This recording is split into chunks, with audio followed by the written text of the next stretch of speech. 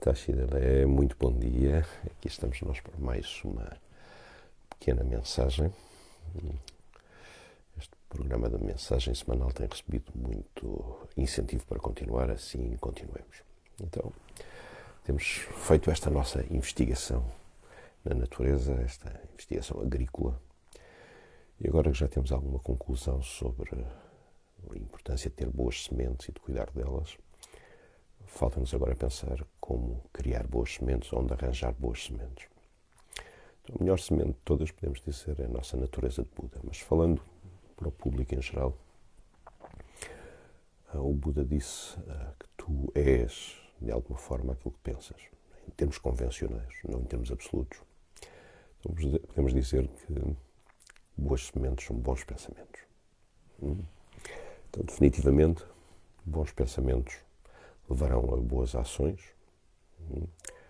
Podemos dizer que o bom pensamento é uma boa ação da mente que vai influenciar a nossa forma de falar e a nossa forma de agir com o corpo.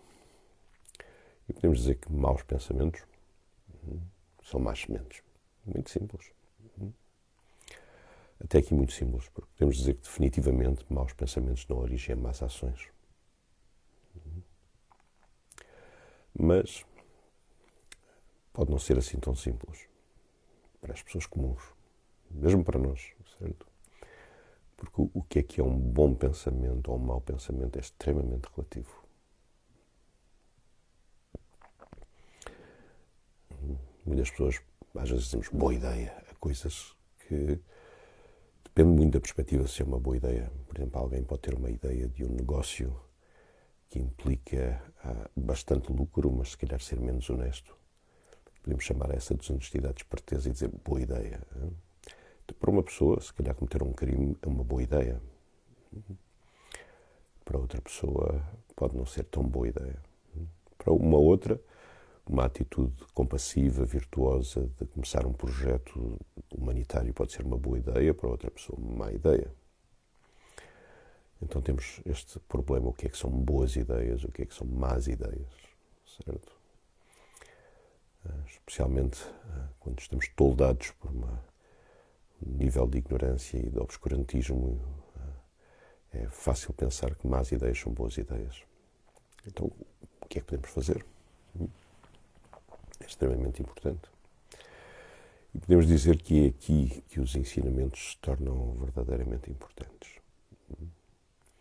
Podemos dizer que a razão que nos leva a apreciar os ensinamentos do Dharma não é uma questão de simpatia para o orientalismo, volto a dizer, nem de simpatia pelo Buda, mas para poder observar os ensinamentos e ver a sua logicidade. Então podemos dizer, por uma investigação do princípio de causa e efeito, podemos desenvolver mais admiração e devoção, confiança pelo Buda e pelo Dharma. Mais uma vez, não se trata de simpatia, de um gostar. Mas podemos tentar entender o que é que são boas ideias e más ideias baseadas nos ensinamentos.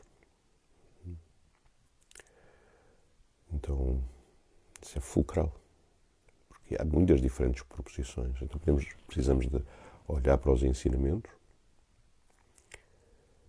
perceber o princípio de causa e efeito e tentar observar a validade desses mesmos ensinamentos e princípios.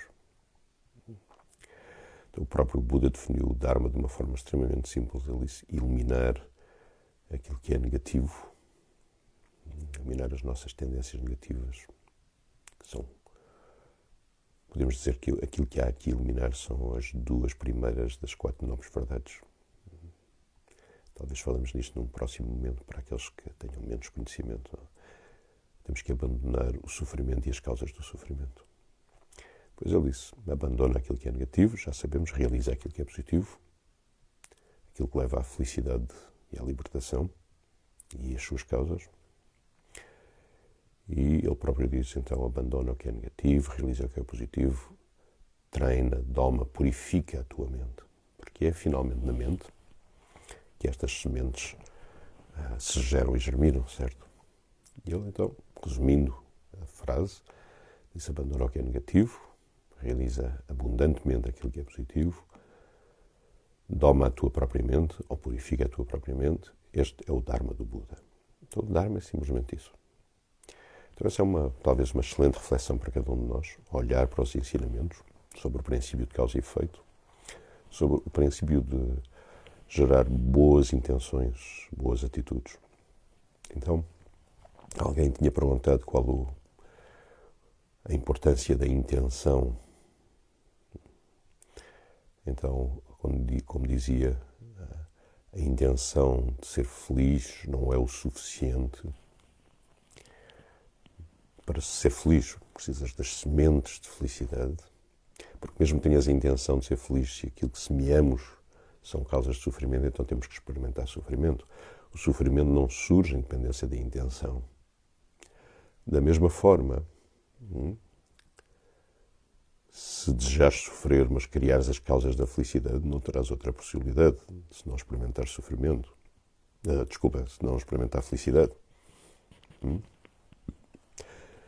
Então, nesse sentido, o fruto não depende diretamente da intenção, mas onde a intenção pode ter um papel preponderante é quando entendes a importância de gerar boas sementes. Então podes ter a intenção de gerar boas sementes, cultivar boas sementes, cuidar das boas sementes, permitir que as boas sementes germinem e obter então o resultado. Então a intenção tem um papel muito importante ao nível de procurar ter o conhecimento ou a sabedoria para gerar boas sementes. Então, espero que esta semana seja uma semana em que possamos aprofundar este princípio e decidir gerar boas sementes. Se estão aqui neste grupo e neste canal, provavelmente já entenderam algo sobre a importância destas boas sementes, sobre sementes de bondade e de compaixão, sementes de sabedoria. Assim possam todos os seres encontrar a felicidade e as suas causas, possam todos os seres serem livres do sofrimento e das suas causas, possam todos encontrar a felicidade perfeita que não conhece sequer o som da palavra de sofrimento, possam todos os seres permanecerem em equanimidade, não se sentindo próximos de uns por apego e longe de outros por aversão. Muito obrigado.